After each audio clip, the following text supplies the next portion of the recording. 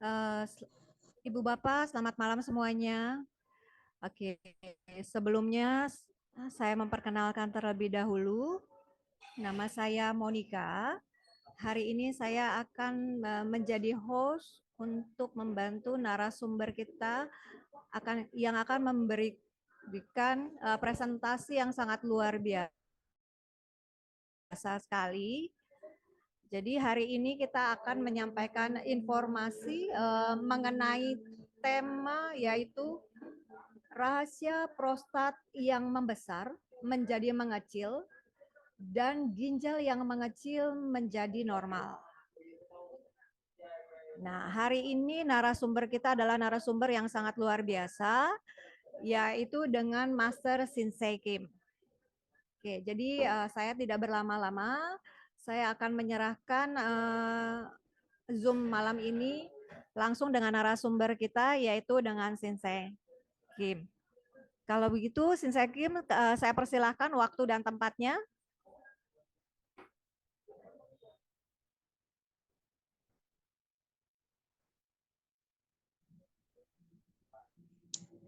Halo Shinsei. Udah bisa ya? Sudah bisa Shinsei. Silakan waktunya, saya persilahkan. Terima Makasih kasih. Monica atas waktunya. Salam sehat buat semua peserta Zoom dan salam sukses. Kali ini saya, Shinsei Kim, akan membagikan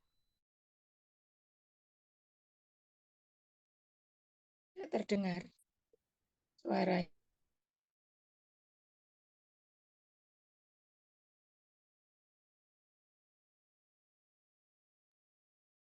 Speakernya di unmute dulu, Shinsei.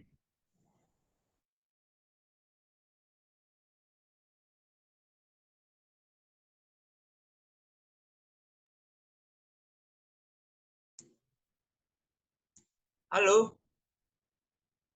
Halo? Sudah terdengar Shinsei? Ya, oke. Ya, jadi kalau kita mengikuti di dalam dunia kesehatan, kalau prostat yang sudah membesar itu tidak bisa akan mengecil lagi di dalam dunia kesehatan, yaitu di dalam dunia kedokteran. Ya, sebab itu adalah gangguan struktural, bukan gangguan fungsi. Kemudian ginjal yang mengecil tidak akan bisa menjadi normal lagi. Dan ketika saya konsultasi juga dengan dokter spesialis penyakit dalam, untung Bapak masih ada ginjal yang satu lagi masih bagus. Tetapi saya tahu bahwa tubuh saya adalah ciptaan Tuhan. Jadi yang bisa memperbaiki tubuh saya adalah kembali kepada Allah Sang Penciptanya. Ya.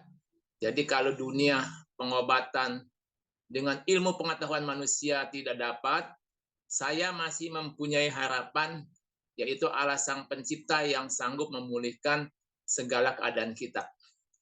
Jadi saya pun juga sudah dikatakan sudah ya bingung ya, saya pernah makan obat dokter juga, tapi saya tidak bisa, saya sedikit lagi pingsan. Kemudian teman-teman saya banyak Shinsei juga, saya dikasih obat Shinsei juga pengen pingsan. Jadi saya selalu menghadap kepada Allah Sang Pencipta, apa yang mesti saya lakukan. Maka saat ini saya akan mengupas ya yang saya alami dan yang saya lakukan sehingga bisa menjadi pengalaman dan bekal untuk kaum laki-laki ya, sebab laki-laki itu setelah dia setengah baya itu ya kena gangguan prostat. Kadang bahkan ada saya punya ponakan punya suami itu ya, itu 45 sudah kena prostat dan dia sudah dioperasi. Kemudian saya juga sudah divonis ya oleh ponakan saya adalah seorang dokter ya. Ya nanti juga kuku pasti dioperasi lah gitu. Ternyata tidak, nanti akan saya jelaskan. Nah, sebelum saya menjelaskan mengenai rahasia prostat yang membesar dan menjadi mengecil dan ginjal yang mengecil menjadi normal ya. Yang pertama saya mau ingatkan kembali sadarilah bahwa kesembuhan adalah Tuhan yang punya. Tidak ada siapapun juga yang memvonis bahwa sesuatu penyakit itu tidak bisa sembuh. Ya, tidak bisa sembuh. Sebab ketika kita masih ada napas hidup itu adalah kekuatan Allah Sang Pencipta. Ketika kita masih ada napas, artinya masih ada kesempatan untuk sembuh. Yang penting kita lakukan, ya. Yang saya katakan ini. Yang pertama, bahwa kesembuhan adalah Tuhan yang punya. Satu. Kedua, sadarilah bahwa kesembuhan adalah kita memulai lagi melakukan yang baik kepada tubuh kita, kepada sesama kita, dan yang utama kepada Tuhan Yang Maha Kuasa. Sadarilah bahwa kesembuhan adalah kita mengetahui penyebab penyakitnya dan lain-lain. Nah, apa yang kita alami ketika kita mengalami gangguan prostat yang membesar? Ya, di sini saya tulis beberapa gejala gangguan prostat yang membesar, ya, yaitu yang pertama adalah gejalanya adalah susah buang air kecil, ya, susah buang air kecil. Nah, kalau prostat yang membesar itu dia akan menekan saluran kencing, ya, sehingga keluarnya tidak bisa lancar. Jadi dia susah buang air kecil. Dan ini kalau lama kelamaan kalau didiamin nanti bisa takutnya bisa naik lagi kepada organ ginjal dan akhirnya nanti bisa masuk ke dalam peredaran darah. Jadi darahnya terkontaminasi dengan kotoran. Kemudian yang kedua, aliran kita punya kemih, urin kita lemah dan tersendat-sendat. Kemudian juga ada rasa tidak tuntas, tidak selesai kita buang air kecil, nanti balik lagi, bolak-balik lagi. Kemudian sulit serta muncul sensasi kadang-kadang nyeri atau perih atau pedih saat kita buang air besar, saat kita buang air kecil. Kemudian kadang-kadang juga bisa terdapat pendarahan saat kita buang air kecil. Kemudian kita menjadi sering buang air kecil, terutama di waktu malam hari. Ya, kemudian aliran buang air kecil kita juga menjadi melemah. Kemudian rasa sakit ketika ejakulasi. Kemudian selanjutnya adalah air mani berdarah. Kemudian bisa juga sampai disfungsi seks dan kehilangan libido dan lain-lain. Kemudian apa yang kita mesti lakukan supaya semuanya menjadi lebih baik lagi, bahkan dengan seizin Tuhan menjadi sembuh. Yang pertama kita mesti ada pola makan standar, ya. Pola makan standar yaitu tinggi lemak baik, sedang protein, sedikit karbo. Ini pola makan standar, ya. Jadi ini mesti kita jalanin pola makan standar. Lemak baik itu adalah seperti buah alpukat, ya, buah alpukat itu lemak baik. Kemudian omega 3 itu lemak baik. VCO atau virgin coconut oil itu lemak baik, ya. Kemudian kelapa itu juga lemak baik, ya. Kemudian sedang protein. Kita proteinnya sedang, ya. Protein itu kalau bagi saya ya kita ambil ikan, terutama ikan yang ada di laut dalam seperti salmon dan lain-lain, ya. Kemudian sedikit karbohidrat, ya. Segala makanan yang tinggi karbohidrat seperti mie, ya, bihun, kue-kue, roti yang manis-manis ini kita kurangi, bahkan kita tinggalkan. Kemudian selanjutnya kita mesti belajar puasa. Saya sampai saat ini saya melakukan puasa. Ya, jadi saya pagi-pagi saya tidak makan. Saya hanya makan siang dan makan malam. Pagi saya tidak makan. Jadi makanan saya ini adalah nanti yang saya jelaskan di bawah ini semuanya. Ini makanan saya. Kemudian apalagi yang saya makan, ya, yaitu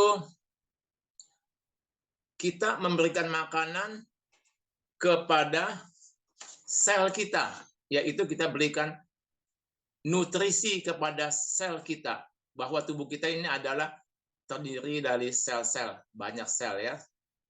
Nah, kita berikan nutrisi kepada sel kita. Kemudian kita juga berikan sel kita ini yang banyak begitu, kita berikan energi. Kemudian juga sel ini kita berikan mineral, ya. Ini kita harus berikan. Kemudian yang sangat penting juga kita jangan lupa, terutama sudah ada usianya sudah di atas 40, ya. Bahkan yang sudah tua-tua, bahkan pemuda juga diharuskan, cuman dosisnya beda. Nah, saya ini juga mengkonsumsi vitamin D3 plus K2. D3, vitamin D3 plus K2, ya. Ini saya konsumsi. Sebab vitamin D, ya, kita pakai juga dengan D3 plus K2 ini tujuannya adalah karena 200 lebih reaksi biokimia di tubuh kita membutuhkan vitamin tersebut, ya. Jadi kalau kita makan D3 sebaiknya kita harus bersama dengan K2.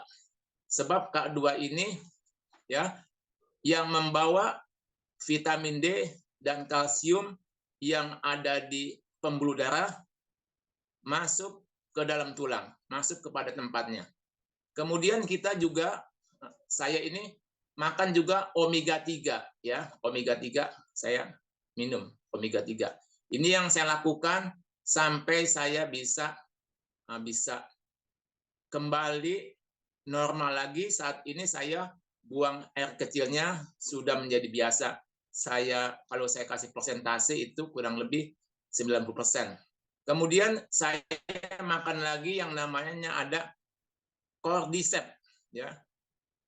Saya makan lagi yang namanya ada cordyceps, atau dalam bahasa Chinese-nya adalah tungcung xiaoqiao. Tungcung xiaoqiao atau cordyceps ini adalah dia itu menyehatkan ginjal, ya, juga menyehatkan lang, napas kita. Jadi kalau kita makan cordyceps ini itu menjaga keutuhan tenaga kita. Jadi kalau kita makan cordyceps ini membuat ginjal kita menjadi lebih baik. Cordyceps juga ini adalah antibiotik alami, ya. Ini yang saya lakukan. Jadi kemudian saya juga mengkonsumsi sawo palmetto. Sawo palmetto ini adalah digunakan untuk gangguan prostat, ya, sawo palmetto. Kemudian saya juga menggunakan bee pollen, ya.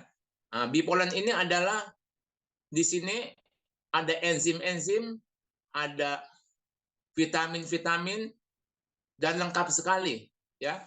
Bahkan ada salah satu produk Cina dijual itu, ya, buat gangguan prostat. Itu isinya 90% adalah bee pollen isinya. Saya pernah buka, itu isinya bee pollen. Kemudian yang tidak kalah pentingnya juga untuk kebutuhan gizi kita, ya, adalah kurma. Ya, kurma itu sangat bagus sekali. Kemudian saya juga makan biji walu, ya. Biji walu ini sangat bagus untuk gangguan prostat.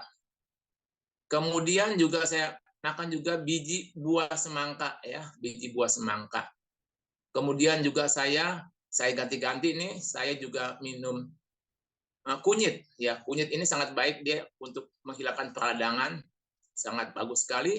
Dan juga ada lagi yang namanya kice. Nah, kice ini adalah di dalam herba Cina ini adalah untuk memperbaiki blood kita, darah kita. Kemudian kacang almond. Kacang almond ini adalah banyak mengandung mineral magnesium. Nah, magnesium ini adalah dijuluki master mineral. Jadi magnesium ini sangat dibutuhkan oleh tubuh kita ya. Jadi dari segala kegiatan di tubuh kita itu pasti membutuhkan magnesium untuk kelistrikan di otak, untuk jantung dan lain-lain ya, untuk otot kita, tendon kita supaya bisa pada rileks ya, ini membutuhkan magnesium. Kemudian kacang Brazil. Kacang Brazil ini adalah banyak mengandung selenium ya. Selenium ini sangat penting untuk tubuh kita. Dan ini biasanya yang paling banyak selenium itu adalah di kelenjar tiroid. Jadi kalau yang ada gangguan tiroid itu kemungkinan besar itu adalah kekurangan mineral selenium. Kemudian kacang Brazil atau selenium itu juga adalah anti cancer ya, dia bisa mematikan kanker. Kemudian juga green tea ini termasuk antioksidan. Kemudian lycopene itu adalah adanya di buah tomat ya, itu sangat penting sekali buat gangguan prostat. Jadi apalagi sepanjang hari kita mesti minum air yang sudah di blow ya, sepanjang hari ya kita mesti minum air yang sudah di blow.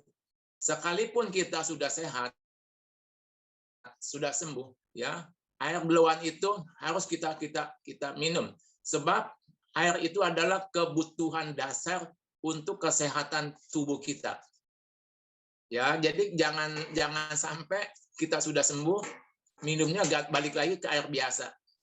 Mesti siapin minum air yang sudah di blow, itu sangat-sangat berguna sekali. Kemudian kita juga mesti melakukan jalan ya, jalan pagi, jalan siang minimal 30 menit sampai 1 jam. Sebab kita jalan itu adalah menguatkan otot-otot di tubuh kita.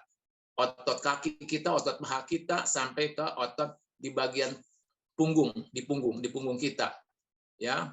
Kemudian buah yang mesti kita makan adalah buah pepaya. Buah pepaya ini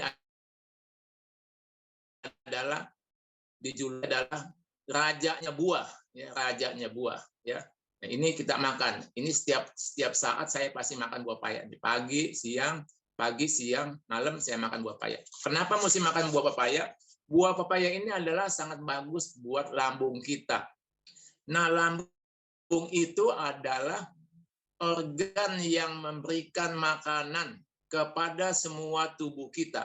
Jadi lambung yang mengolah makanan diubah menjadi blood, menjadi energi. Kemudian darah dan energi itu akan mempertahankan kesehatan tubuh kita. Kemudian buah apa lagi? Adalah buah alpukat. Alpukat ini sangat penting sekali. Ya, di sini juga ada mengandung lemak baik ya, dan lain-lain. Kemudian tomat. Nah, tomat ini juga memperbaiki prostat ya. Tomat ini kalau kita kukus ya, kalau kita kukus ini, kita tim, maka likopennya akan muncul. Ya, likopennya akan muncul. Kemudian apalagi yang menunjang kesembuhan di dalam kehidupan saya, bersyukur selalu dalam segala hal. Jadi ketika kita sakit apapun, kita tidak boleh bersungut-sungut. Kita senantiasa bersyukur kepada Tuhan. Ya, kalau kita bersyukur selalu kepada Tuhan, maka kesembuhan itu akan cepat segera datang.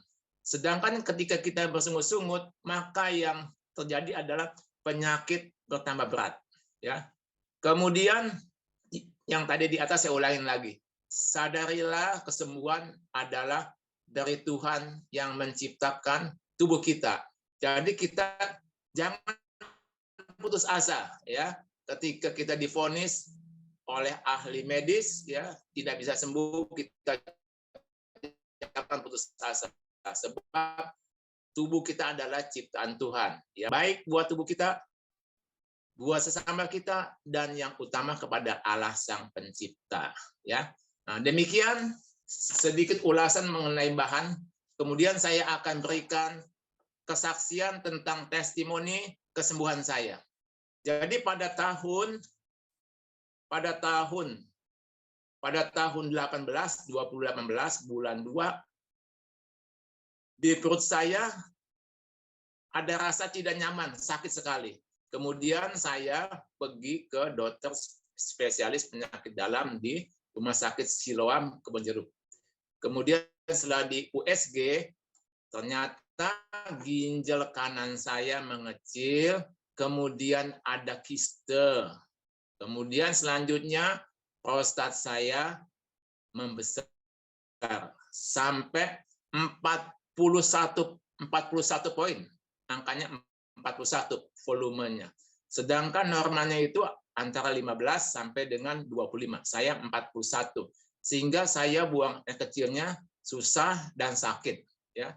Kemudian saya lakukan dengan obat-obatan kimia, saya tidak bisa, ya. Badan saya langsung, kepala saya kelayangan, obat sinse juga, teman saya ada sinse, tidak bisa juga. Kemudian yang tadilah saya jalani di dalam kehidupan saya. Dan akhirnya pada tahun 21, saya bertemu dengan alat yang luar biasa ini, yaitu iTheraCare ini. Kemudian sejak tahun 2021, saya memakai alat ini sampai sekarang. Nah, saat ini apa yang saya hasilkan nih setelah saya pakai alat ini? Pertama, saya ada di leher saya ini, ya, kulitnya tidak nyaman gitu, ya, dan ada flek.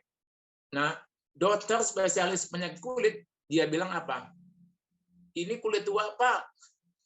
Ya udah, tidak bisa baik, Pak. Ternyata saya pakai iTheraCare ini, fleknya langsung memudar. Kemudian gatalnya itu yang kadang-kadang muncul, sekarang sudah kadang-kadang sudah jarang lagi muncul. Itu satu, ya. Kemudian yang kedua, itu usia saya sudah 69 tahun, kaki saya itu seperti kayak telapak kakinya tuh seperti kayak ada yang nempel gitu, agak nyaman gitu. Nah, waktu saya beli, saya pakai alat ini dalam waktu ya paling lama 2 minggu lah. Kemudian keluhan yang kayak nempel-nempel di kaki itu yang tidak nyaman, kayak ada benda yang nempel, itu hilang semuanya dengan kebaikan Tuhan. Kemudian ada lagi yang lebih dahsyat lagi ini.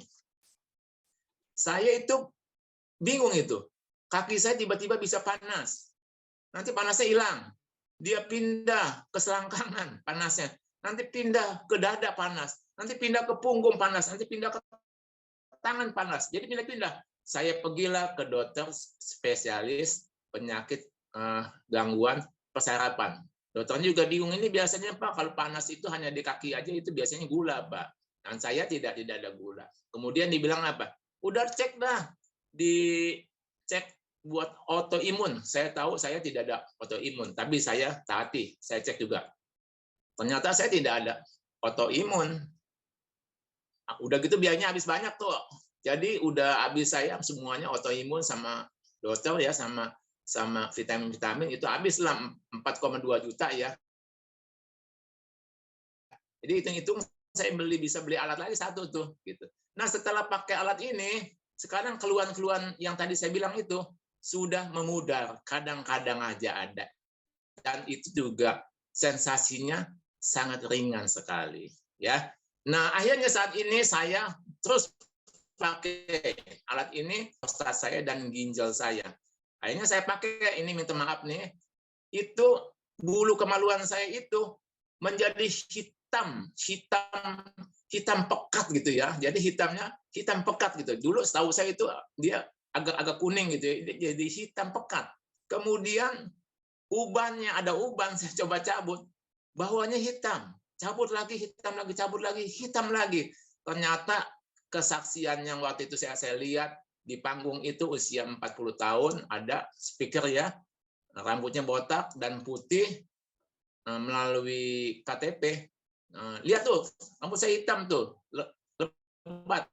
Saya bilang dalam hati saya, ini mah bohong nih. Ternyata setelah saya udah ngalamin, usia saya lebih tua dari dia.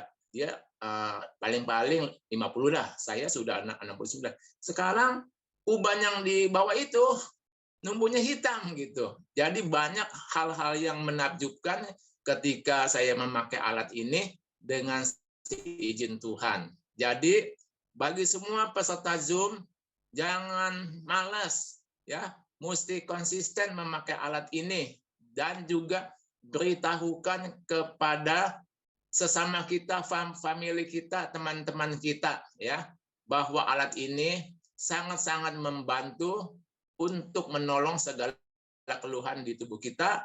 Tapi jangan lupa, kesembuhan itu bukan hanya melalui alat Theracare saja. Jadi kesembuhan itu adalah sekumpulan hal-hal yang baik yang kita lakukan kepada tubuh kita, kepada sesama kita, dan yang utama kepada Allah Sang Pencipta.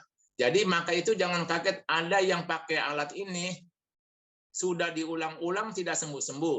Kenapa dia tidak sembuh? Sebab banyak hal-hal lain yang tidak menunjang kesembuhan.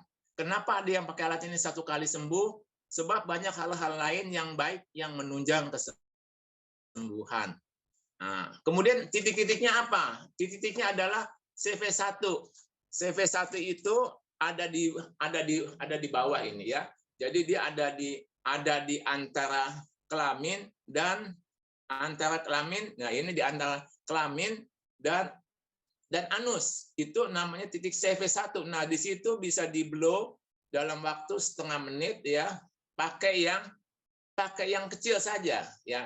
Jadi didiamkan setengah menit. Jadi setiap titik itu kita blow ya setengah menit atau 30 titik ya kita blow. Kemudian ada titik lagi itu CV8. Nah, CV8 itu pas adanya di pusher itu. Nah, CV8 itu bagi saya sebenarnya itu adalah Mingmen ya. Ya, Mingmen yang ada di depan ya. Ya, Mingmen itu adalah dalam bahasa Cinanya adalah pintu kehidupan ya. Pintu kehidupan. Jadi kalau kita blow di pas di pusher itu adalah bisa ya memperpanjang usia kita. Dulu waktu bayi itu belum lahir bayi itu mendapat makanan dari tali pusar dari plasenta ibu ya. Jadi ini adalah Mingmen ini adalah pusar ini CV8 ini saya anggap Mingmen yang ada di depan. Nah, ini kita mesti blow. Kemudian di belakang itu ya di titik BL23 ini juga sama kita mesti blow ya. BL23. Kemudian juga CV12. CV12 ini adalah di atas itu ya, CV12 itu ada di atas itu buat gangguan lambung ya. Buat gangguan lambung ya. CV12 itu buat gangguan lambung. Ya, ini mesti di blow. Setengah menit ya, kalau ada waktu boleh 1 menit pakai yang kecil ya, pakai yang kecil. Ini untuk supaya lambungnya tetap dalam keadaan prima ya. Kemudian CV17. Nah, CV17 ini dekat di antara puting susu ya. Ya, CV17 itu adalah titik yang mengendalikan energi kita ya. Nah, kemudian ST25 ya. ST25 itu adalah titik fungsinya adalah antara lain ya, titik ST25 itu fungsinya antara lain adalah dia itu untuk membuang sampah-sampah yang ada di tubuh kita melalui usus besar. Kemudian ST36. Nah, ST36 ini adalah titik yang menaikkan daya tahan tubuh kita. Jadi kalau kita blow di titik ST36 setiap pagi selama setengah menit dan malam setengah menit, ya itu akan menaikkan daya tahan tubuh kita. Kemudian ST40. Nah, ST40 ini adalah titik yang sangat baik untuk membantu menghilangkan gangguan lembab, ya, gangguan lembab. Gangguan lembab itu seperti adalah myom, kiste, tumor, cancer. Titik ini adalah ST40 ini adalah kita mesti gunakan ketika ada gangguan myom lah, ada gangguan kiste lah, ada gangguan tumor lah, bahkan sampai cancer. Ini titik ini kita gunakan. Kita bisa kita blow setengah menit sampai 1 menit. Pakai yang kecil, ya, kita diamkan, kita arahkan. Jadi kita hanya menggunakan, lebih banyak menggunakan gelombang istirahatnya. Kemudian level 2 itu kita pakai adalah titik yang digunakan untuk menimbulkan ketenangan. Jadi orang sakit itu perlu tenang, ya. Jadi kalau dia gelisah, stres, penyakitnya bisa bertambah berat. Jadi kita blow. Itu titiknya ada di antara jempol kaki dan telunjuk kaki, ya, itu level 2. Itu untuk membuat kita tidurnya nyaman, hilang stres, ya. Kemudian BL17 yang ada di belakang, di punggung, itu BL17, ya. BL17 adanya di punggung, di belakang, itu adalah titik yang memperbaiki kita punya blood, ya. Jadi kalau kita ada gangguan darah yang tidak baik, bisa kita blow di titik BL17. Sebab titik ini adalah titik yang mendominasi blood kita, darah kita, ya. Kemudian BL18. Nah, BL18 ini adalah titik yang kita gunakan, dia itu juga sama titik yang kita gunakan untuk membuang toksin, membuang kotoran, termasuk stres juga bisa kita pakai, ya. Kemudian BL23 ini ketika ada yang gangguan prostat atau gangguan ginjal, titik BL23 ini harus dipakai sebab dia ini mempengaruhi secara langsung, ya, mempengaruhi secara langsung. Kemudian itu yang tadi yang kita mesti blow, ya. Kemudian itu yang tadi yang mesti kita blow. Kemudian yang kita harus blow lagi adalah di bagian bawah. Jadi pusar ke bawah, ya.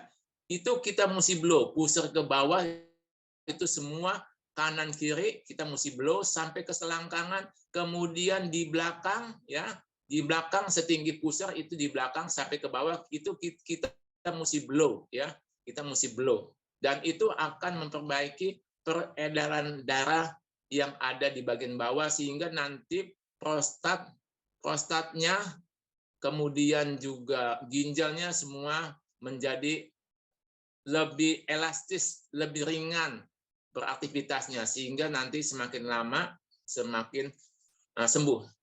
Jadi itulah yang saya bisa sampaikan, ya. Semoga semuanya ini menjadi kebaikan buat kita. Kemudian apalagi sambung tuh, ada lagi sedikit, ya.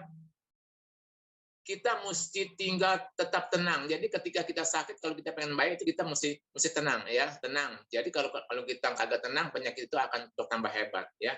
Jadi demikian kesaksian testimoni saya, semoga menjadi kebaikan buat kita semua, dan mohon maaf ketika saya menyampaikan banyak sekali kekurangan. Salam sehat dari Shinsei Kim. Baik, Sekarang terima kasih. Ya, sekarang saatnya kita bisa bertanya. Silakan, Mbak. Baik, terima kasih banyak Shinsei Kim buat informasi malam ini mengenai kesaksian apa yang pernah dialami oleh Shinsei Kim dan disampaikan, di-share kepada kami semua. Oke, baik teman-teman, kita boleh melakukan pertanyaan. Teman-teman bisa melakukan pertanyaannya melalui chat, atau ingin bertanya secara langsung, tinggal raise hand aja. Nanti kita akan buka mic-nya. Oke. Shinsei Kim, ini ada pertanyaan dari Pak Dodo. Ya.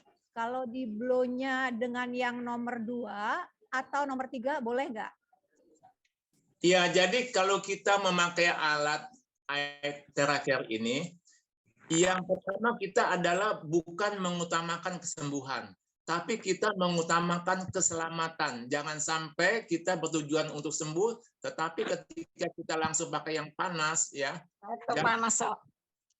jadi dia bisa mengalami healing krisis yang berlebihan. Jadi kita selalu menggunakan yang paling kecil dulu. Ketika kita memakai yang paling kecil, dia merasakan nyaman, kemudian kita juga sambil kita ajak berbincang-bincang, kemudian dia bicaranya juga stabil, bisa kita naikkan lagi. Dengan catatan ketika kita naikkan lagi dengan yang lebih panas lagi, kita lihat jauh dekatnya, jangan sampai dia kepanasan, jangan sampai tidak terasa panasnya.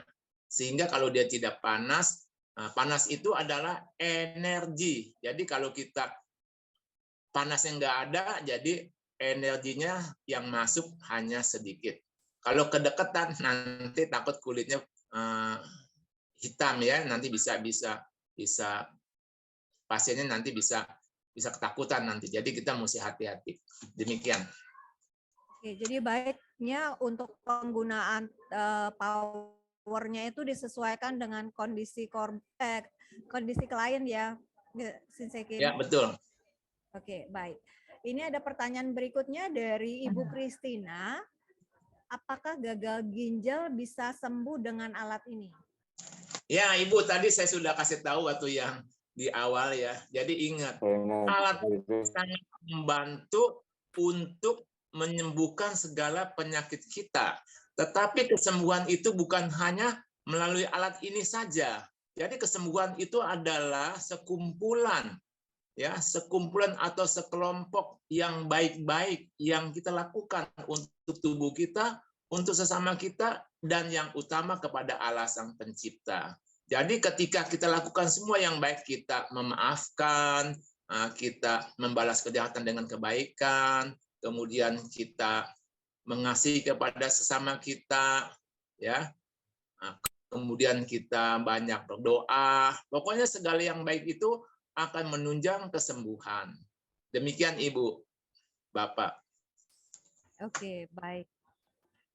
Sensei, ini ada pertanyaan lagi dari dengan Ibu Wiwin. Pertanyaannya adalah, kalau kanker darah, fokus blow-nya di bagian mana, Sensei?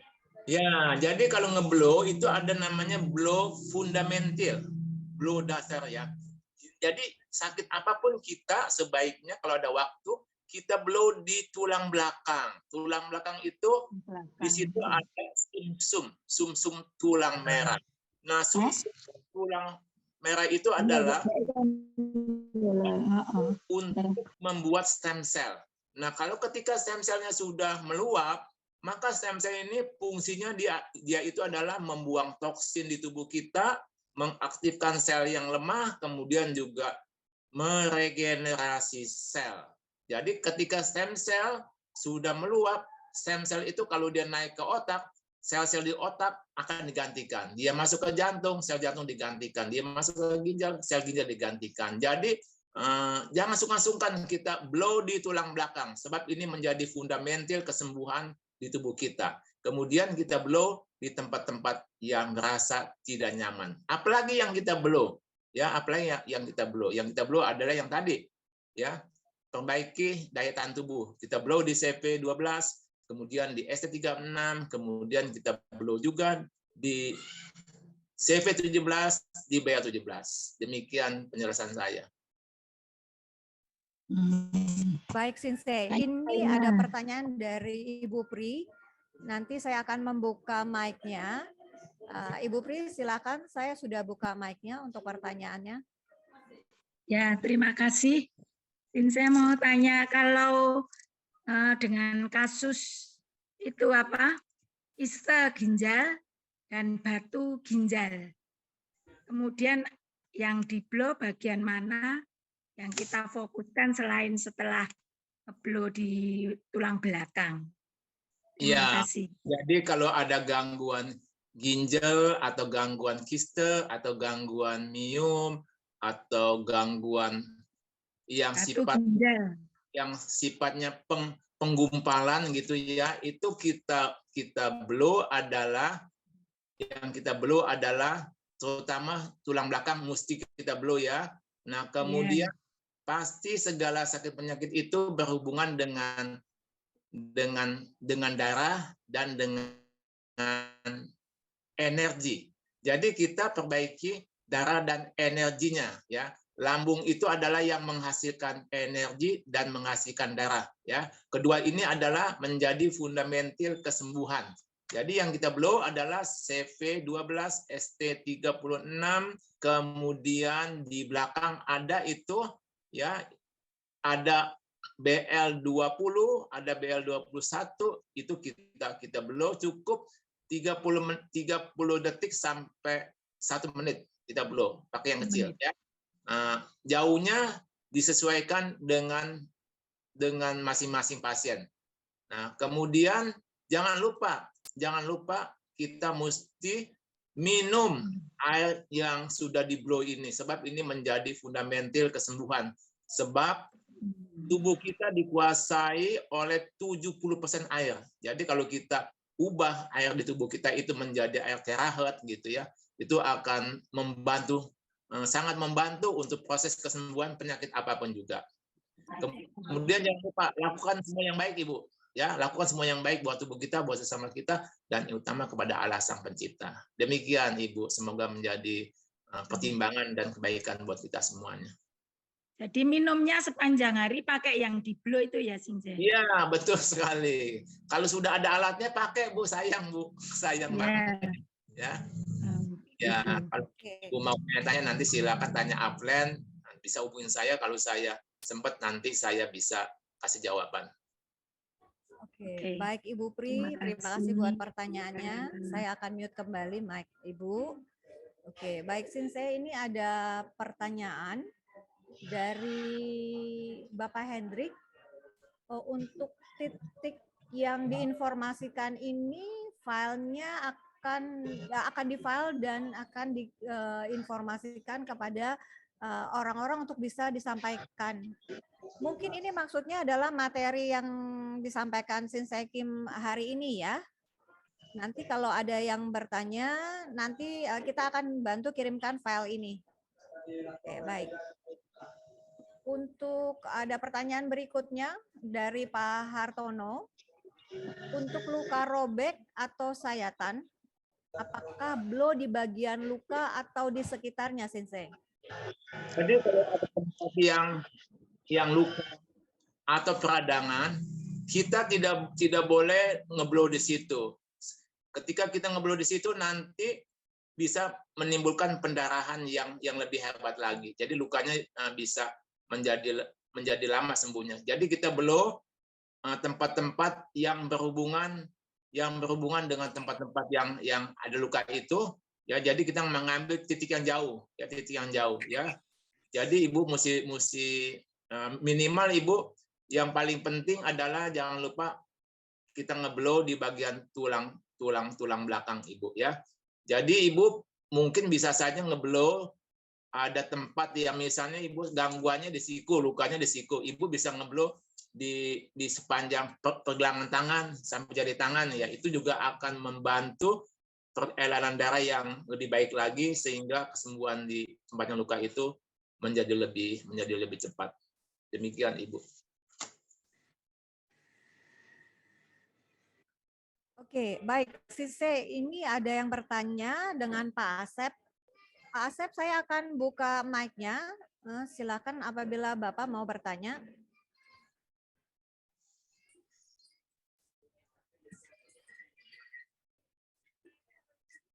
Oke, ini mic-nya tidak bisa buka. Mungkin Pak Asep nanti bisa. Oh, udah. Iya ya. Oke, udah bisa. Oke, baik. Udah bisa dimulai. Tuh. Baik, Pak Asep, silakan untuk bertanya, Pak. Iya, selamat malam, Pak. Oke. Malam, Bapak. Mau bertanya, saya tuh awalnya divonis ada jantung koroner ya. Jadi setiap saat kalau misalkan saya banyak duduk, bengkak kakinya. Dan ternyata setelah ditindaklanjuti ke dokter di Santosa itu dikasih obat semacam obat ginjal. Artinya saya jadi ketergantungan untuk buang air kecil menggunakan furosemid gitu. Saya ingin melepaskan dari obat tersebut, Hakim. Jadi gimana caranya? Jadi Ya, kalau jadi tidak, maaf Pak, kalau tidak apa tuh minum obat sehari, kadang-kadang suka bengkak malamnya gitu. ya. Jadi Bapak mesti mengetahui kenapa bisa terjadi penyumbatan di jantung. Jadi biasanya penyumbatan di jantung itu adalah kalsium ya yang berkeliaran di dalam pembuluh darah. Akhirnya dia menyumbat di bagian ginjal, di bagian jantung ya. Jadi akhirnya jadilah ada gangguan jantung. Jadi bagaimana Bapak supaya bisa lebih sembuh ya, bahkan bisa sembuh total ya. Yang pertama Bapak mesti memperhatikan semua yang baik-baik. Jadi pola makannya Bapak mesti perbaiki, istirahatnya juga Bapak mesti diatur, kemudian olahraga ya dari yang ringan nanti lama-lama bisa dari kita jalan cuma 10 menit nanti jalan bisa naik jadi naik 15 menit bisa 20 menit ya. Kemudian juga kita memperhatikan makanan-makanan yang tadi saya sebutkan ya. Buah pepaya jangan lupa, Bapak juga mesti belajar puasa. Kemudian Bapak juga bisa ngeblow di bagian tulang belakang, kemudian Bapak juga bisa ngeblow di bagian dada itu ya, di sekitar jantung. Kemudian Bapak pakai mulai yang paling kecil. Kalau Bapak pakai yang kecil sudah nyaman, Bapak boleh pakai yang sedang, nanti sampai yang paling panas ya. Dengan catatan Bapak tidak boleh ingin cepat-cepat sembuh pakai yang panas, nanti doping nanti bisa menimbulkan healing krisis yang berlebihan. Jadi kita mesti mengutamakan keselamatan jiwa kita, nyawa kita. Jangan menjadi nomor satu kan kesembuhan ya, udah selamat baru yang kedua kesembuhan. Jadi Bapak mesti blow ya. Jadi ginjal itu adalah di dalam pengobatan Cina itu adalah air, sedangkan jantung itu adalah api. Jadi supaya jantungnya aman, Bapak mesti juga blow di titik BL23, termasuk di depan itu di CP8 ya, di pusar itu juga Bapak mesti blow. Kemudian di CP12 itu juga mesti di blow ya. Itu penting sekali, tulang belakang jangan lupa. Dan Bapak mesti memakai alat ini rutin. Kemudian minum air yang sudah di blow juga rutin. Pola makannya yang tadi seperti saya katakan. Jadi pola makan yang tadi itu untuk segala macam gangguan penyakit di tubuh kita. Demikian Bapak, semoga menjadi kebaikan. Terima kasih satu lagi Pak Kim. Jadi gini, kalau untuk jantung ya alhamdulillah nggak begitu sesak napas ya. Kalau dulu kan sempat sesak napas. Setelah dibantu sama terakhir ya agak membaik. Nah, cuman yang keluhan yang terberat itu tiap hari suka bengkak gitu. Kalau pulang kerja kaki bengkak, tapi harus tergantungan sama obat untuk kencing, untuk apa buang air kecil gitu maksudnya gitu. Makan apa? Obat apa? Lasik ya? Lasik bukan? Lasik. Lasik ya, betul. Lasik. Ya, Bapak itu jangan ya kalau bisa jangan ketergantungan sama lasik, Pak. Itu nanti lasik lama-lama bisa mengganggu fungsi ginjal Bapak. Ya, itu pengen lepas, Pak. Ya, Bapak bagaimana supaya lepas Bapak? Bapak sudah pernah cek fungsi ginjal enggak? Bagaimana dia punya kreatininnya, uriumnya bagus enggak? Sempat 2 kalau nggak salah ya, di level 2 uriumnya. Ya, itu sudah naik, sudah lewati batas tuh Pak. Ya. Jadi masih aman sih Bapak. Jadi Bapak hindari makan makanan yang membuat beban ginjal Bapak menjadi berat ya. Asin-asin, bahan kayak semacam kalium gitu ya. Kayak pisang juga banyak kaliumnya. Bapak lihat nanti bisa Bapak browsing di internet makanan-makanan apa yang banyak kalium, Bapak mulai batasi. Kemudian makanan-makanan yang berminyak ya, kemudian makan makanan siap saji yang banyak bahan kimia itu juga akan memperberat ginjal Bapak. Nah, jadi nanti kalau ginjalnya tidak baik ya atau sakit, maka dia juga tidak bisa menopang kesehatan jantung. Demikian jantung yang tidak baik juga dia tidak bisa menopang kesehatan ginjal. Demikian Pak pesan saya. Ya, terima kasih Pak. Ya. Oke, baik. Terima kasih buat pertanyaan dari Pak Asep. Oke, sebelum ke Pak Abi, ini ada pertanyaan di chat nih, Sinsekim dari Ibu Eti. Pak Kim, untuk cerebral palsy, apa bisa dengan Iteraker? Kalau bisa, di-blow di bagian mana dan berapa lama? Itu ya Ibu ya, gangguan itu ya, gangguan stroke ya. Iya. Bukan, cerebral palsy itu ototnya itu loh, nggak bisa duduk dari kecil itu sampai sekarang sudah remaja anaknya. Iya Ibu. Kelumpuhan otot. Ya Ibu, sudah berapa lama sakitnya itu, Ibu? Sudah berapa lama Ibu sakitnya? Halo? Lebih dari 15 tahun. Oh, Ada sudah. 2 kasus saya. Oh. Ada 2 kasus. Dari Malang ini, Pak. Ya, umurnya Bu berapa, Bu? Umurnya? Umurnya sekarang 17 tahun. Oh, gitu. Iya, Ibu. Jadi, Ibu, yang pertama, Ibu pernah nggak mengecek yang namanya vitamin D di tubuh yang bersangkutan? Oh, belum saya tanyakan ke ke orang tuanya. Ya, Hanya nanti, saya lihat pasiennya sekarang tiduran aja. ya coba Ibu tanya vitamin. Ya. Sebab biasanya kalau udah begitu, kemungkinan dia banyak makan obat-obatan kimia, Ibu. Oh ya. Ya, jadi kalau kebanyakan makan obat-obatan kimia itu kemungkinan besar maka vitamin D di tubuhnya itu akan menjadi berkurang, Ibu. Nah, Oh kalau iya. berkurang itu vitamin D di tubuhnya itu sangat menimbulkan penyakit-penyakit yang lain-lain lagi, melemahkan fungsi tubuhnya. Sebab sekitar 200 reaksi biokimia di tubuh kita itu memerlukan vitamin D. Tetapi yang kita makan adalah vitamin D3 ditambah K2. Nah, ditambah K2 sebab K2 itu membantu membawa vitamin D dan kalsium di dalam pembuluh darah itu masuk ke dalam tulang. Ya. Ya, itu satu, Bu. Kemudian Ya. yang kedua, Ibu mesti yang bersangkutan mesti dilatih, Bu. Duduk, nanti dilatih diri. Kalau pegel duduk lagi, nanti lama-lama kalau udah bisa diri sudah lebih lama, nanti bisa latihan melangkah, Bu. Ya. Latihan melangkah. Ya nanti kalau bisa sih pegangan tuh ya, semacam kayak tongkat yang segi 4 itu ya, pegangan supaya nanti dia waktu dia bangun kekuatannya stabil, Ibu. Jadi jangan dipegangin, Ibu tahan aja pelan-pelan, nanti lama-lama dia bisa jalan selangkah, 2 langkah, 3 langkah, nanti dengan kebaikan Tuhan bisa pulih kembali. Iya. Untuk di blow-nya gimana, Nah, Pak? di blow-nya tetap sebagai fundamental tetap di tulang belakang ya. Tetap Ibu blow, terutama nanti keluhan-keluhan kalau dia keluhan di bagian kaki, nah Ibu blow di bagian perut bawah itu ya, Ibu blow. Nah, itu di tulang tunggir itu sekitar itu mesti di blow, di pantat Ibu mesti blow sampai ke Di tulang bawah. ekor maksudnya, Pak? Ya. Di tulang ekor. Ya, semua itu di blow.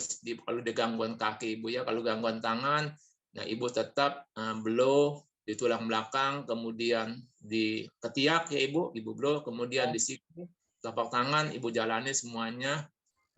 Tetap Ibu mesti lakukan rutin, Ibu.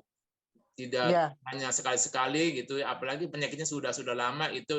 Kalau penyakit sudah lama, pasti kesembuhannya juga membutuhkan waktu, Ibu. Ya, jadi Ibu sehari 2 kali atau 3 kali, Pak? Nah, Ibu coba dulu 1 kali dia nyaman, naikin jadi 2 kali, 2 kali nyaman, naikin 3 kali. Sebab ini kalau Ibu ngeblow ini saya anggap seperti melakukan olahraga, Bu. Jadi kalau kita melakukan olahraga itu jangan langsung capek, Bu, nanti bisa pingsan. Jadi kita step by step ya. Maka itu kalau kita habis di blow tidak boleh mandi ya. Sama juga kalau kita habis olahraga tidak boleh mandi. Jadi kita sebaiknya sudah mandi baru di blow. Demikian Ibu. Ya. Terima kasih, Pak. Sama-sama Ibu. Baik, terima kasih Ibu Eti. Baik, ini ada satu pertanyaan lagi dari Bapak Abi. Saya akan buka untuk mic-nya ya, Pak. Ya, terima kasih. Selamat malam. Malam Pak Abi. Iya, ini kebetulan saya akhir-akhir ini ketemu dengan kasus kanker payudara ya. Ya. Kanker payudara sudah diangkat, sudah melakukan kemo, sudah selesai tahapannya. Kemudian belakangan dia muncul lagi di pundak sama pinggang gitu. Nah, kemudian sarannya apa? Apa di blow di titik itu atau juga pakai bio atau bagaimana? Itu yang pertama. Yang kedua, kanker usus. Dia kan di jadwal kemo itu 12 kali, baru 7 kali. Apakah pada saat proses kemo juga bisa nggak di blow atau pakai bio gitu? Itu ya. Yang ketiga, maaf bisa ketiga yuk ya. Kita jawab dulu untuk yang Oh pertanyaan. boleh ya, yang Pak, kanker ya. tadi ya boleh, silakan aja. Soalnya ada Ya. pertanyaan yang lain lagi. Terima kasih ya. Bapak, untuk gangguan yang namanya lembab ya Pak ya. Lembab itu adalah miom, kiste, benjolan ya. Kemudian tumor sampai kanker. Dan itu adalah yang utama, kita mesti membatasi atau menyetop makanan si kanker itu, makanan si tumor itu. Jadi cobalah Bapak lakukan yang pertama, jangan memberikan makanan kepada kanker itu. Makanan dia adalah seperti karbohidrat ya, kemudian siap saji yang mengandung bahan-bahan kimia ya, kemudian roti, pokoknya yang mengandung karbohidrat, yang mengandung gula, itu akan mempercepat pembesaran kanker itu. Jadi makin lemak-lemak baik Pak, lemak-lemak baik di banyak dimakan kayak buah alpukat ya, kelapa, termasuk omega 3 itu lemak baik, kemudian bikin coconut oil lemak baik ya, lakukan itu. Saya juga gangguan proses juga lakukan itu. Jadi saya punya herbal banyak diganti saya makan ya, sehingga setelah sampai 5 tahun loh Pak prostat saya Pak. Katanya kalau udah 5 tahun itu gedenya kayak apa tuh prostat? Saya mengecil saat ini dengan kebaikan Tuhan, buang air kecil saya menjadi normal, ya saya anggap 90% lah gitu loh. Sudah kalau saya pipis itu langsung nembak deset gitu. Kalau dulu lama nunggu dia, ditungguin kayak anak kecil, baru dia bisa pipis. Sekarang dengan kebaikan Tuhan, ya saya anggap nanti pada ulang tahun saya akan cek lagi. Saya yakin sudah menjadi normal karena buang air kecilnya sudah seperti biasa, hanya kurang 10% ya. Jadi itu apa mesti belajar puasa? Belajar puasa, Pak. Kenapa mesti puasa? Jadi kalau puasa itu menyetop makanan dia. Kemudian jangan lupa minum air terahet dari pagi sampai malam. Nah, jadi puasa. Kalau di belonya gimana, Pak? Di belonya? Blownya di mana? Nah, yang tadi saya bilang tulang belakang menjadi fundamental. Oh ya, standar ya. Ya, sebab tulang belakang itu dia kalau di blow itu di situ ada sumsum tulang merah Pak. Itu kalau di blow maka akan terbentuk ya yang namanya stem cell. Nah, stem cell inilah yang akan menghabiskan tumor yang bersangkutan atau kanker yang bersangkutan Pak. Tapi tentunya sudah dihabiskan, jangan dikasih makan lagi. Jadi puasa ya. Jadi kita mesti makan semua yang baik. Jangan nanti udah di blow makanannya bebas. Lama Pak baiknya Pak. Gede lagi. Kemudian memaafkan itu juga membuat cepat sembuh ya. Bersyukur yang membuat cepat sembuh. Jadi segala sesuatu yang baik itu akan mempercepat kesembuhan Pak. Jadi hanya di blow saja Pak ya. Ini yang saya sudah jalankan di dalam kehidupan saya, sehingga dengan kebaikan yang Maha Kuasa, mujizat terjadi, ginjal yang kecil menjadi normal Pak. Ya, menjadi normal lagi. Kayak USG, saya juga ada.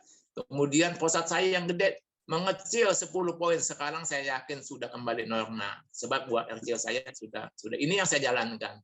Ya, nanti jadi begini, pertama asupan karbohidrat dihindari sama yang junk food ya. Kemudian makan yang banyak lemak baik. Banyak mengandung lemak baik. Ya. Kemudian kalau di blow di tempat yang lokasi itu boleh ya di sekitar situ ya. Di Bapak blow. di tempat yang ada lokasi, jadi Bapak mesti berhati-hati. Jadi Bapak boleh lakukan penekanan pakai tangan. Kalau Bapak lakukan penekanan pakai tangan, dia merasa sakit, tidak nyaman, itu hati-hati, itu takutnya ada peradangan, Pak. Oh iya, Jadi, kan blow ini kan untuk peradangan yang nggak cukup ada bagus evaluasi. ya itu masih bisa di blow dengan catatan pakai yang paling kecil. Yang paling kecil ya. Jadi, Kemudian Bayu dengan Bayu bagaimana? Bayu kenapa Pak? dengan Bayu yang di kaki untuk yang itara Bayu tuh. Kan Eh, ada yang di kaki. Iya, Bapak kalau pakai Bayu di kaki boleh-boleh saja, tetapi ya Bapak kalau di kaki itu kan nanti kan pakai Bayu itu kan nanti bisa sampai ke atas. Iya, Ya, bisa iya. sampai juga semua kena itu. Ya boleh-boleh saja. Tapi Bapak kalau bisa sih ada alat lagi Kombinasi minimal ya. yang Kombinasi klasik. ya. Yang klasik ya bisa di tulang belakang itu, Pak. Oh iya, Dibantu, jadi Pak. Bayu dipakai, klasik pun jago langsung dipakai ya. Ya. Bisa dua-duanya kan? Dua-duanya. Kalau misalnya Bapak lagi males ngeblow, ya pakai yang Bayu dah. Nah, itu kan Oh iya, iya. begitu ya. Iya. Iya. Boleh satu lagi, Dok? Boleh, Mohon maaf Pak Abi. Apa? Ini pertanyaan iya, kita iya masih udah. banyak. Nanti kalau ada Ya, waktu oke. kita akan beri kesempatan buat Pak Abi ya Pak. Oke. Baik. Terima Saya kasih. terima kasih Pak Abi. Jawabannya. Baik, ini mohon maaf Shinseki masih ada pertanyaan dari Ibu Liana.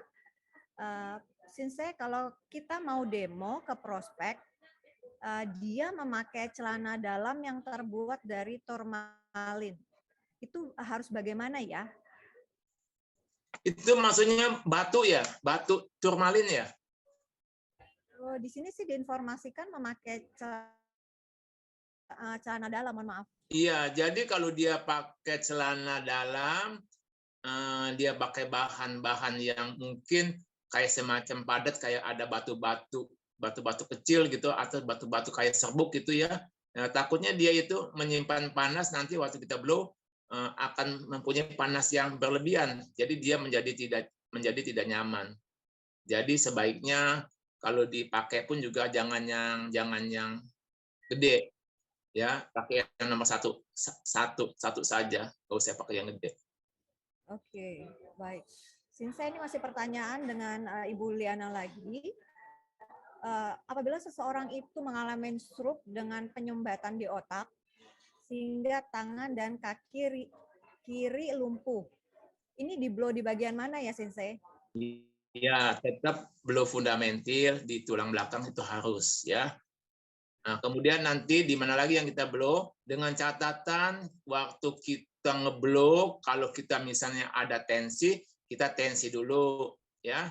Kita lihat tensinya baik enggak, kemudian detak jantungnya tinggi enggak. Jadi kalau kita ngeblow, sebab kalau gangguan kita mesti blow di sekitar getah bening di sekitar leher, kemudian getah bening di ketiak kita mesti blow, kemudian di pundak kita blow, sampai ke tangan, sampai ke siku, sampai ke telapak tangan kita mesti blow untuk memperlancar qi dan darah di tangan itu, sehingga nanti kesembuhannya semakin cepat. Kemudian kalau kita tensinya baik, kita blow. Kalau dia gangguan tangan sebelah kanan, kita blow di sisi kiri bagian kepalanya, itu kita blow di situ. Dengan catatan kita sudah tahu pasti bahwa tensinya baik.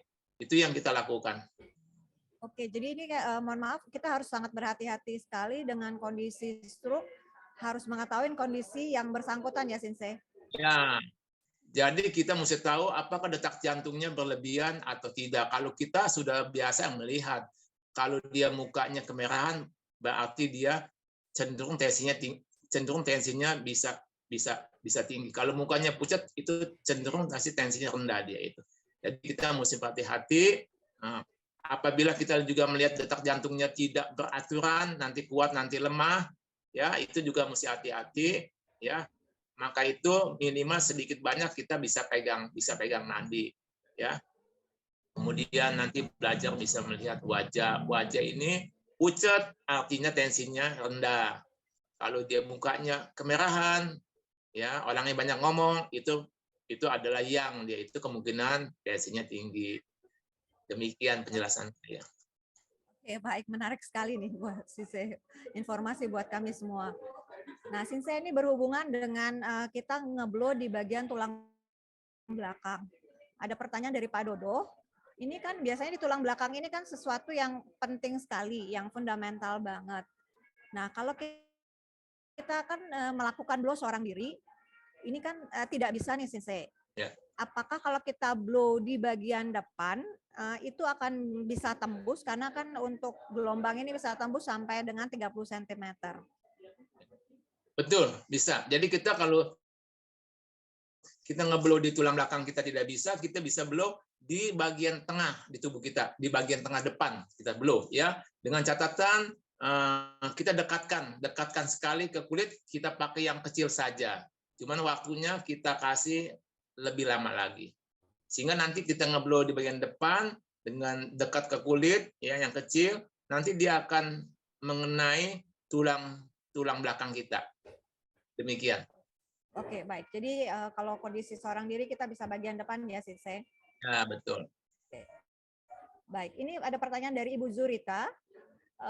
Mohon panduannya apabila pasien ini mengalami glukoma, yang mana sudah dilakukan 2 kali operasi untuk matanya, Sinse. Ya. Jadi kalau kita ngomong tentang glukoma ini, pasti itu berhubungan dengan pembuluh darah, ya. Nah, kenapa bisa menimbulkan glukoma atau bola mata yang tekanannya menjadi lebih besar ya, sehingga menimbulkan glukoma, dan itu bisa terjadi karena adanya penyumbatan di pembuluh darah. Jadi penyumbatan yang paling banyak dan terjadi itu adalah di pembuluh darah kecil atau kapiler. Ya, jadi kita mesti memperhatikan kenapa bisa terjadi seperti ini. Ya, tentunya antara lain adalah pembuluh darahnya tidak mempunyai kekuatan sehingga dia gampang tersumbat, tidak elastis ya. Jadi itu biasanya juga sangat dipengaruhi oleh apa yang dia makan, apa yang dia minum. Kemudian yang saya kasih tahu, bukan saja kita harus mengetahui mana yang mesti di-blow, tetapi kita juga harus menjalankan yang tadi yang saya kasih tahu adalah melakukan yang lain-lain yang baik-baik. Dari segi makanan yang masuk, dari hal-hal lain yang masuk dari telinga kita, mata kita, ya, mulut kita, ya, bahkan yang keluar dari mulut kita adalah semua yang harus menunjang kesembuhan. Nah, kemudian yang di-blow adalah tentunya yang kita blow adalah yang berhubungan dengan energi dan darah. Jadi selain kita blow di bagian mata itu ya, di sekeliling bola mata itu ya kita blow, dengan catatan kita pakai yang kecil. Nah, kita juga mesti agak jauh. Tapi kalau di matanya menimbulkan kemerahan yang seperti ada pecah pembuluh darahnya, kita sebaiknya blow ambil di belakang, ya. Ambil di belakang itu di belakang setinggi mata ya, di belakang itu kita blow diambil. Jadi itu akan sampai ke depan juga, dia punya gelombang terahatnya. Jadi panasnya kita pakai yang kecil sehingga panasnya tidak mengenai matanya. Yang kita pakai hanya gelombang terahatnya saja. Demikian penjelasan saya. Oke, baik Sinse. Ini ada beberapa sedikit lagi pertanyaan dari Pak Heri. Pengapuran bisa di-blow tidak, Sinse? Ya, jadi pengapuran itu bisa saja di-blow. Cuman kita mesti tahu kenapa terjadi pengapuran atau menjadi gangguan tulang atau tulangnya pada keropos. Kenapa bisa terjadi seperti itu? Itu biasanya adalah karena kalsium dan vitamin D yang ada di tulang itu bocor dia. Jadi keluar daripada tulang. Sehingga vitamin D dan kalsium di tulangnya itu tidak cukup. Nah, jadi kalau salah perhitungan ditambah lagi vitamin D-nya, dan itu akhirnya akan kelebihan vitamin D di pembuluh darah dan akhirnya bisa menyumbat di jantung. Jadi bagaimana kalau untuk kasus begini? Ya, kita mesti membawa vitamin D dan kalsium itu masuk ke dalam tulang. Jadi makanlah vitamin D3 plus K2. Ini pengalaman saya di klinik saya banyak yang model-model begini. Jadi mereka sakit di pinggang kagak baik-baik, kemudian dengkulnya kagak baik-baik, dan akhirnya ya mereka beli alat ini, kemudian saya minta beli vitamin D3 plus K2, saya minta makan dosis 5.000 sampai 10.000. Dia setelah makan 1 bulan sampai 2 bulan, sekarang keluhannya sudah hilang. Termasuk kakak saya usia 80 tahun, udah kemana-mana, udah ke spesialis, udah ke Shinsei nggak baik-baik. Nah, kemudian dia bantu, belum saya pakai alat air terakhir tuh, belum saya bantu, belum. Hanya makan vitamin D3 plus K2 sudah sembuh. Kemudian kakak saya juga jatuh, ya usia adiknya itu usia 79 tahun, tangannya sakit, makan vitamin D3 plus K2, pakai alat ini, tidak jadi difoto. 2-3 kali pakai alat ini, makan vitamin D3 plus K2, sembuh juga. Jadi di combine, ya, kesembuhan itu bukan hanya dengan alat air tracker. Jadi kenapa dia bisa terjadi pengeroposan itu biasanya antara lain adalah kebocoran kalsium dan vitamin D dari tulang. Demikian penjelasan saya. Oke, baik Shinsei, mohon maaf, saya mau memastikan kembali setelah dia yang bersangkutan meminum obat vitamin yang disampaikan oleh Shinsei tadi, kemudian kita melakukan blow, si pengapuran tersebut akan lama-kelamaan berkurang atau akan stay seperti itu aja, Shinsei? Ya, jadi sebaiknya sebelum dan sesudah kita ngecek kadar vitamin D di tubuh kita berapa, ya. Itu kadar vitamin D kita di tubuh kita itu 30 sampai dengan 110 lah itu ya. Jadi kalau kita sudah lewatin batas 30, 40 atau 50, itu jangan dibilang bagus. Yang bagus adalah mendekati batas yang tertinggi, yaitu 90, 85, 100 itu adalah vitamin D yang bagus. Jadi kalau cuma melewati batas yang di bawah 40 atau 50 udah bagus, enggak, itu masih belum bagus. Ya. Saya ada kasus gigi saya tuh agak bolong, usinya bengkak. Ya udah lama banget, udah habis uang banyak tuh.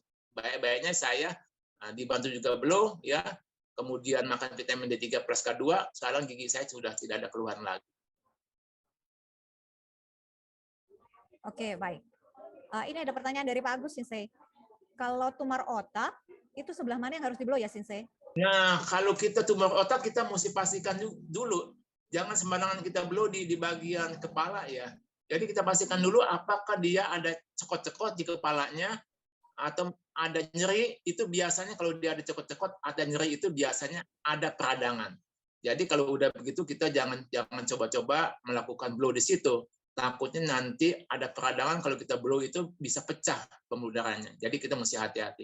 Jadi ketika kita mau blow di suatu tempat, ya, apalagi di bagian kepala, kita mesti tanya sama yang bersangkutan, ada cekot-cekot nggak Pak? Ada nyeri sekali nggak di kepala Pak? Nah itu kalau misalnya ada, sebaiknya kita nggak usah blow di bagian situ. Kita tetap fokus di tulang belakang. Kita blow di tulang belakang juga nanti efeknya sampai ke atas kok. Nanti stem cell itu naik ke atas, dia akan memperbaiki tempat-tempat yang tidak baik. Begitu ya, itu satu. Kemudian kita juga mesti memperhatikan yang tadi saya kasih tahu, pola makan dan lain-lain yang baik-baik kita mesti jalankan sehingga kesembuhannya menjadi cepat. Demikian, Monica. Oke, Shinsei. Jadi ini kan kalau pertanyaan mengenai daerah kepala ini kan sangat sensitif sekali, Shinsei. Ya. Apalagi kita ini orang-orang yang mungkin tidak punya pengetahuan di masalah ini. Jadi untuk membuat kita merasa juga nyaman untuk menginformasikan atau melakukan blow kepada klien kita, setidaknya kita pastikan bahwa kondisi klien dulu, kemudian kalau kita tidak mengetahui situasi yang berada di daerah kepalanya, berarti kita hanya blow di bagian tulang belakang saja ya, Shinsei? Itu yang paling penting, yang fundamental itu. Yang lain kita bisa abaikan, tetapi tulang belakang jangan diabaikan. Karena ketika kita blow di tulang belakang itu akan menghasilkan stem cell itulah yang akan membuang sampah-sampah di badan kita, mengaktifkan sel yang malas, kemudian juga meregenerasi sel. Nah, stem cell inilah yang sangat berperan penting. Sebab stem cell itu bekerjanya, satu stem cell itu akan terbelah dua, di mana yang sebelah tetap stem cell, yang sebelah menjadi sel yang kita butuhkan. Kalau stem cell itu naik ke otak, dia akan membantu menjadi sel otak. Kemudian stem cell yang sebelah lagi tetap menjadi stem cell. Kalau dia masuk ke dalam ginjal, ginjalnya menjadi lebih baik, karena ada sel yang tumbuh karena adanya stem cell.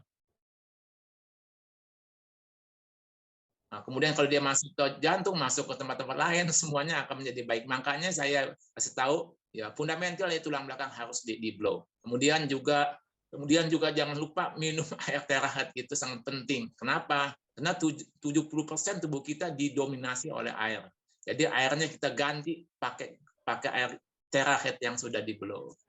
Demikian, Monica. Oke, baik. Terima kasih, Sensei. Ini baik, ada pertanyaan dari Ibu Woro. Ini dia menginformasikan mengenai temannya berusia 69 tahun, seorang laki-laki, mengalami diabetes dan hipertensi. Sudah 3 bulan cuci darah 2 kali dalam 1 minggu. Nah, pertanyaannya apakah bisa di blow dan tempatnya di daerah mana, Sensei? Ya, di blow pasti bisa ya. Cuman kembali lagi saya kasih tahu, kesembuhan itu bukan hanya di blow. Jadi supaya penyakitnya bisa sembuh, di blow sangat bagus, sangat menunjang. Jadi kita mesti tahu kenapa tuh gulanya tinggi gitu ya, dan lain-lain ya. Jadi kita mesti tahu bahwa semuanya menjadi tidak baik. Pasti banyak yang masuk ke tubuh kita itu yang tidak baik. Lewat mulut tidak baik, lewat telinga tidak baik, lewat mata tidak baik. Dan kita ubah semua, yang masuk mulut baik, yang masuk telinga baik, yang masuk mata semua baik, ya. Dan hubungan kita juga baik kepada Allah Sang Pencipta. Nah, itu juga mempercepat kesembuhan. Jadi kalau ada gangguan seperti kayak gula itu adalah dijuluki ya rajanya penyakit tuh. Gula itu adalah rajanya penyakit. Dari penyakit gula itu bisa timbul gangguan jantung, bisa kena lumpuh, bisa gagal ginjal dan lain sebagainya. Jadi bagaimana supaya dia sembuh? Mesti puasa. Selain di blow, mesti belajar puasa, ya. Mesti belajar puasa, ya. Nah, kalau puasa bisa nanti makan karbohidratnya mulai ditekan, semakin lama semakin kecil. Ganti dengan lemak baik jadi banyak. Kemudian protein sedang. Ya nanti dengan kebaikan Tuhan semuanya akan menjadi lebih baik lagi. Jangan lupa di blow setiap hari. Di mana? Di CP12 itu. CP13, CP10, kemudian di pinggang naik ke atas itu ada BL20, ada BL21, kita blow. Kemudian kalau dia ada gangguan gula itu biasanya juga bisa menimbulkan hipertensi. Jadi jangan lupa ketika sebelum di blow mukanya kemerahan, itu jangan blow di bagian puncak kepala, kita blow di bagian kaki. Ya, biasanya kalau ada gula itu, apalagi badannya gemuk itu ya, itu hati-hati takutnya ada hipertensi. Kita blow di bagian bawah. Demikian penjelasan saya. Jangan lupa minum air terahat sebanyak-banyaknya, akan membantu mutu darahnya menjadi bagus. Demikian, Monica. Oke, baik Sensei. Ini ada pertanyaan yang cukup menarik menurut saya dari Pak Hartono.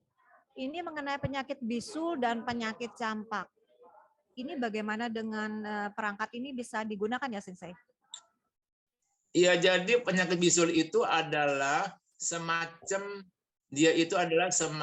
penyakit lembab ya. Lembab itu ada lembab dingin, ada lembab panas. Kalau bisul itu termasuk penyakit lembab panas. Dan itu tidak boleh di blow pakai alat terahat sebab terahat itu panas.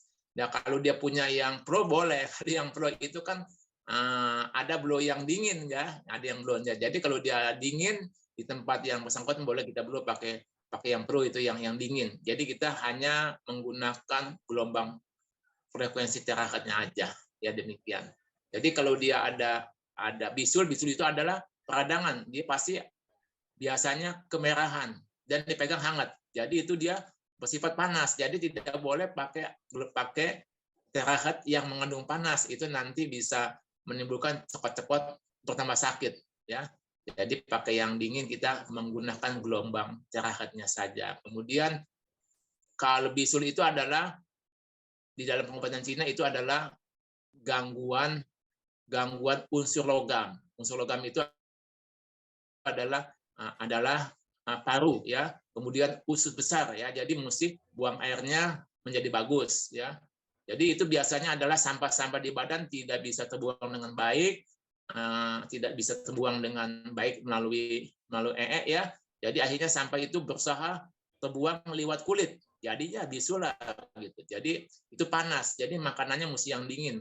Jangan lupa minum air hangat ya, membantu sekali untuk membuang sampah yang ada di bisul tersebut. Ya, makan makanan yang bersifat dingin, buah papaya ya, kemudian juga buah semangka ya, melon juga boleh ya, buah yang mengandung banyak cairan ya. Demikian penjelasan saya, tetap di blow di tulang belakang ini menjadi fundamental kesembuhan. Demikian Monica. Baik, Sensei. Nah, ini ada pertanyaan dari Ibu Nur Hidayah. Jadi ini kondisinya beliau ini baru melahirkan dengan operasi sesar. Tapi mengalami juga ambien selama sekitar 4 bulan, Sensei. Ini saran untuk terapinya seperti apa ya, Sensei? Ada gangguan ambien ya? Iya, ambien. Nah, jadi kalau ambien itu biasanya ada ambien yang di dalam, ada ambien yang di bagian luar ya. Jadi kalau dia tidak ada pendarahan, biasanya itu kalau ambien sudah besar ya, dia waktu dia BAB bisa menimbulkan pendarahan. Nah, kalau dia ada pendarahan atau juga tidak ada pendarahan, tetapi ketika dia BAB merasa sakit, merasa tidak nyaman, itu juga kemungkinan ada peradangan, dan itu jangan di-blow di tempat yang bersangkutan. Ya, jadi kita nge-blow di tempat lain saja, ya. Jadi bisa di bagian pinggang sampai ke atas, ya, sampai ke bagian leher kita blow tulang belakang, dan itu nanti bisa membantu juga. Kemudian makanan-makanan yang bersifat panas, juga daging-daging, sate gitu ya, panas-panas itu mulai di stop, ya, mulai dikurangi. Kemudian makan makanan yang bersifat dingin ya, termasuk buah pepaya itu mesti dimakan setiap hari.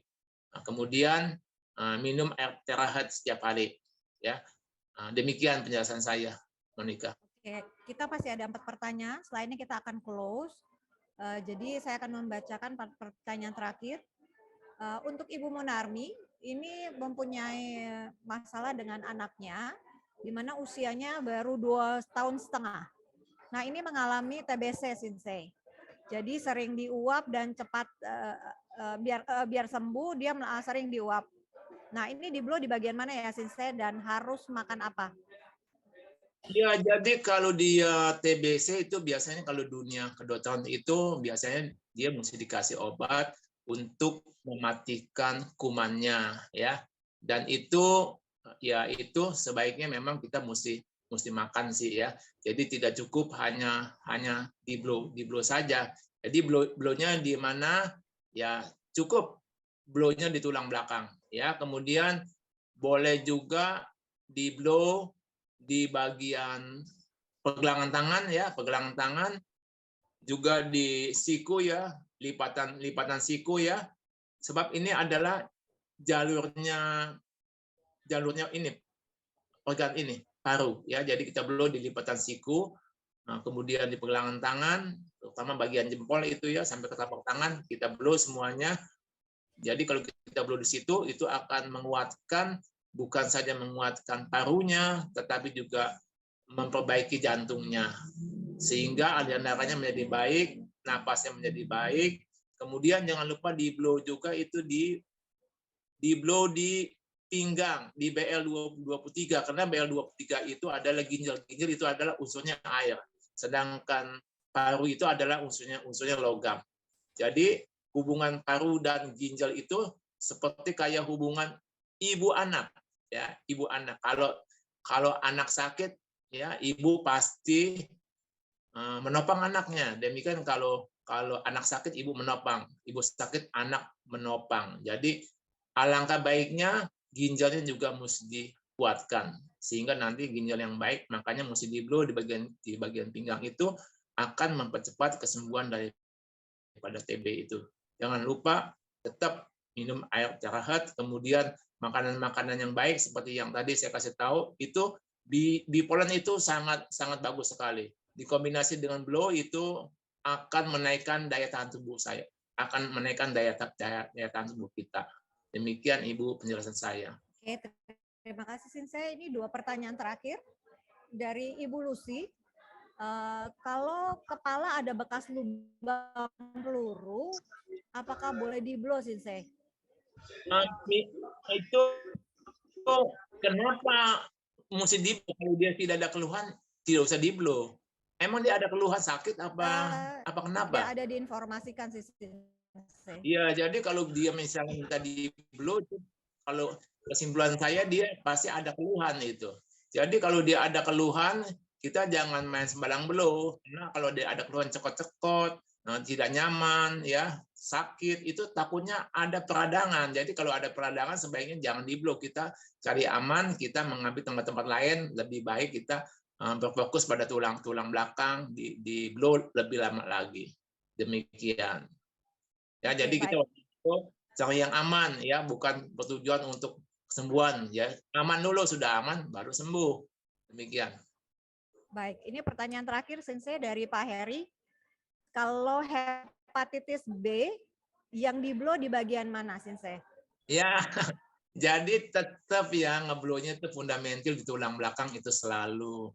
Karena dia itu mengaktifkan stem cell kita, ya. Jadi di-blow di situ ada sum-sum tulang merah itu, kalau di-blow di situ maka itu akan terbentuk stem cell. Nah, stem cell inilah yang terus bekerja dari naik ke atas, ke tengah tubuh sampai ke bawah, dia langsung mengobati semua di seluruh tubuh kita. Itu yang mesti di-blow, ya.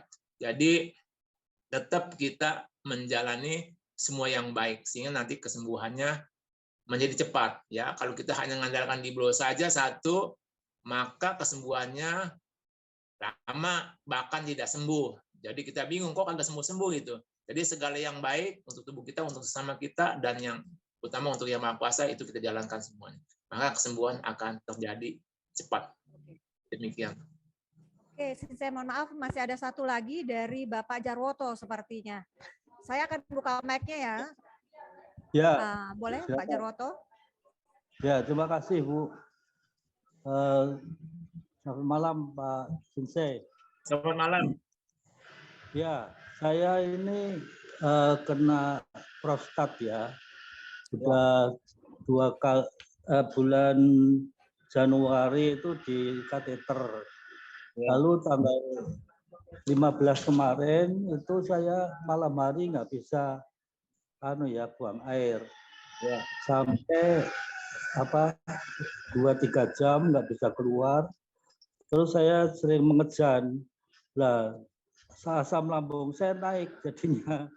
Jadi nafas saya sudah sesak sekali. Akhirnya saya bawa ke UGD. Lalu sama di UGD di oksigen karena sesak nafas. Nah, terus yang mau saya tanyakan itu untuk terapinya pakai Hytera itu sebelah mana yang di-blow? Ya, jadi begini Bapak, ya, saya juga sudah mengalami. Bapak pernah dicek itu prostatnya volumenya berapa? Apa 40, apa berapa gitu? Ukurannya kemarin kira-kira yang hampir setengah tahun yang lalu itu 43, tahun lalu 43, sekarang tinggal 30. Sudah. Tetapi aneh. Ya, sudah ngecil ya. Ya. Sekarang kecil kalau buang tambah susah sekali gitu loh. Ini dokter juga bingung kenapa kok bisa begitu. Lalu saya blow ke tulang belakang, terus yang di pinggang itu lama saya lama gitu, sama juga di perut bawah itu saya blow pakai yang paling panas ya. Tetapi anehnya kemarin malam itu saya agak lama memang yang di blow di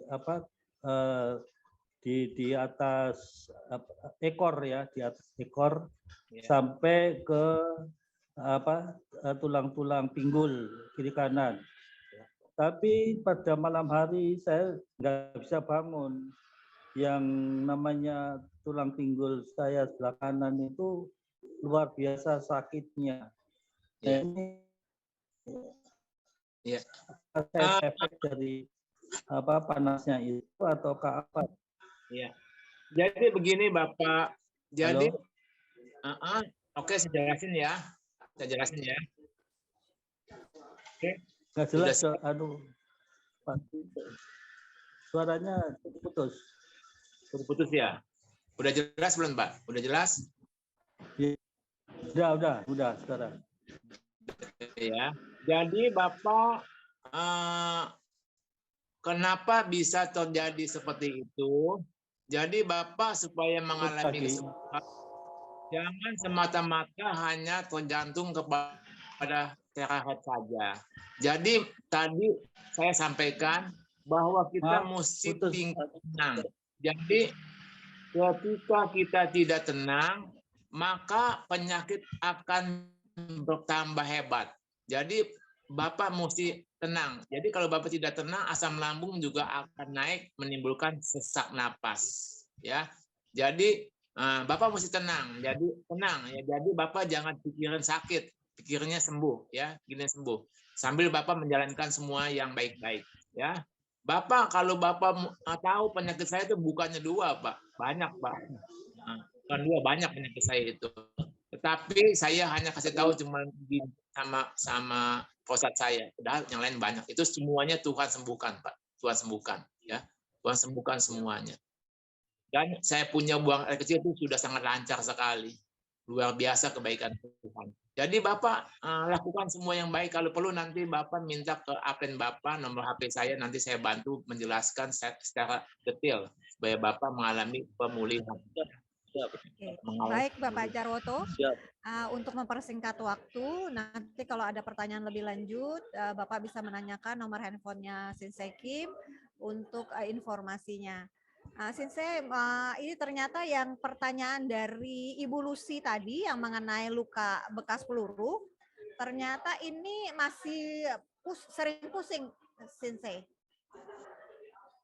Jadi tidak selalu dia kena peluru itu palanya dia pusing. Jadi pusing itu kemungkinan ada penyebab lain juga bisa. Misalnya contohnya dia kalau dia pakai kipas angin, anginnya kena ke kepala bisa menimbulkan pusing. Pakai AC, angin AC kena kepala dia bisa pusing. Kemudian dia suka bunyi-bunyikan leher, klak klak klak, itu juga bisa menyebabkan pusing.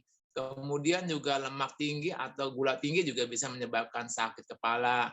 Jadi kita mesti cari tahu nih penyebabnya apa gitu. Jadi tetap apapun penyebabnya, jangan lupa tetap di blow tulang belakang. Sebab ini adalah tempat yang di blow yang sangat fundamental. Kita blow tulang belakang, maka stem cell yang sudah dibentuk itu akan mengalir ke semua tubuh kita. Sehingga akan terjadi pemulihan di mana-mana.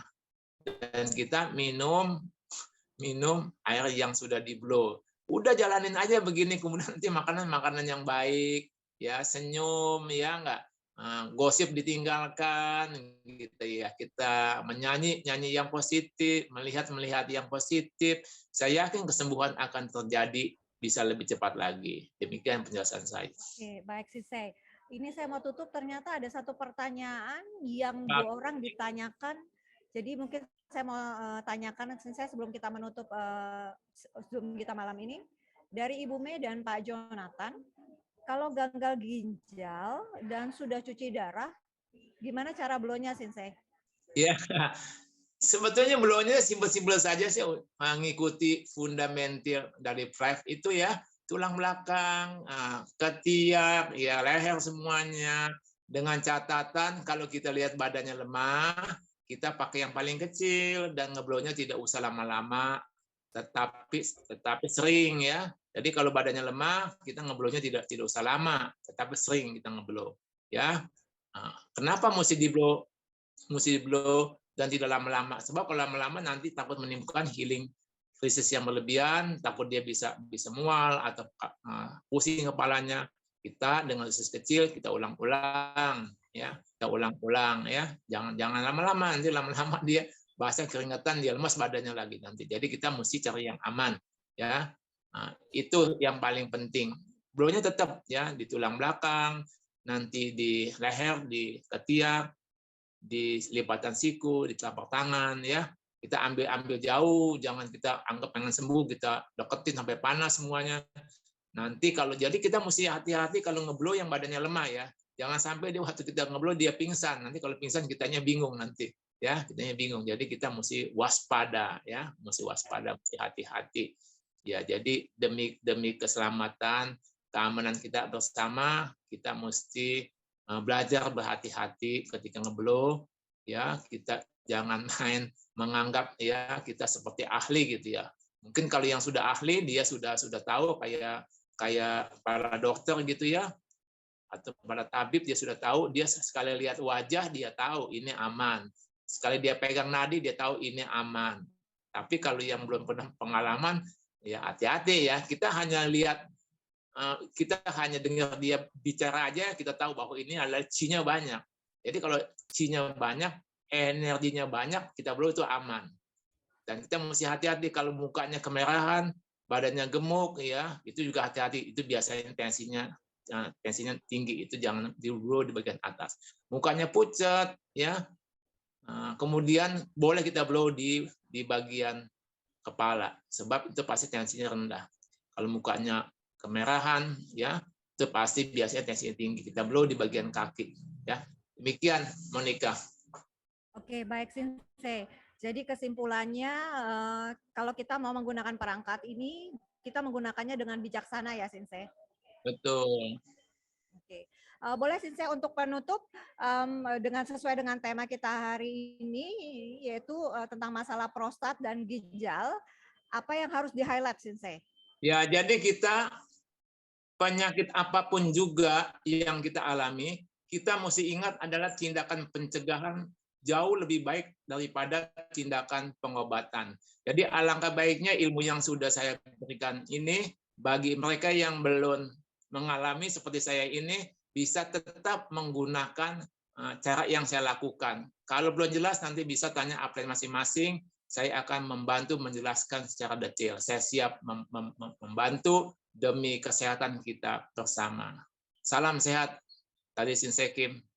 Sukses buat kita semuanya. Amin. Oke, baik. Terima kasih banyak atas narasumber kita malam ini, di mana Sensei Kim memberikan informasi yang luar biasa. Mungkin ada beberapa pertanyaan yang tidak bisa kita jawab. Nanti untuk kedepannya mungkin kita bisa mengundang Sensei kembali untuk materi-materi yang lebih baik dan lebih bagus lagi ke depannya dan yang menarik kembali.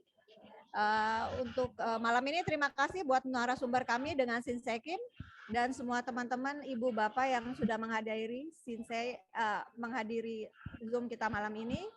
Terima kasih, sehat selalu buat teman-teman semua. Sukses untuk kita semua. Selamat malam. Terima kasih Monica semuanya. Ya, makasih Sensei. Terima kasih Pak. Terima kasih Kim. Iya, sama-sama Pak.